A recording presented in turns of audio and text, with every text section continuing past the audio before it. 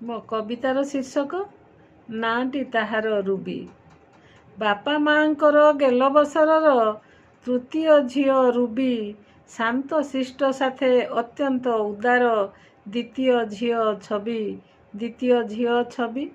ଜନ୍ମ ହୋଇଲେ ବାପା ଯେ ପ୍ରଦୀପ, ମା ଇନ୍ଦୁପ୍ରଭା ରାଣୀ, ଭାଇ ରାଜା ପଲ୍ଟୁ, ଦିଦି ତାଙ୍କ ବବି। ବାପାଙ୍କୁ ଶୁଣାନ୍ତି କାହାଣୀ। ବଡ଼ ହେଲେ ରୁବି ପାଠ ପଢ଼ିଗଲେ, ରହିଥିଲା ଫିଟ୍ସ ବେମାରୀ। ବାପା ଓ ମାଙ୍କୁ ଦେବତା ମାନିଣ, କରୁଥିଲେ କେତେ ଗୁହାରି। ଦୁଇ ପୁଅ ଦୁଇ ଝିଅ ବିଭା ହୋଇ ଯେଯାହା ବାଟେ ରହିଲେ।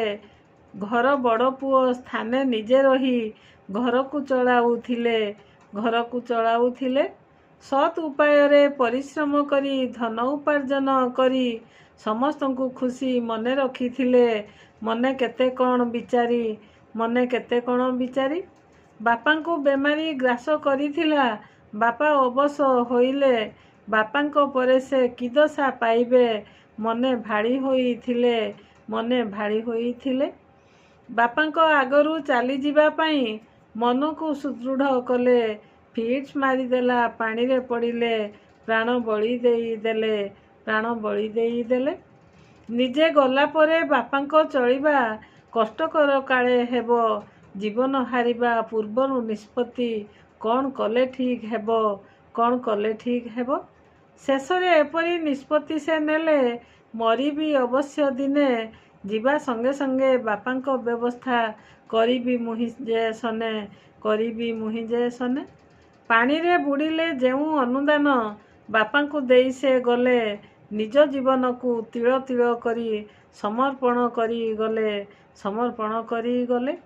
ଏପରି ଝିଅ ତ କର୍ମ ଫଳେ ମିଳେ, ଜନ୍ମ ପାଇଁ ମିଳୁ। ବାପା କାନ୍ଦୁଥିଲେ, ହାୟରେ ବିଧାତା, ମୋତେ କିପାଇଁ ନ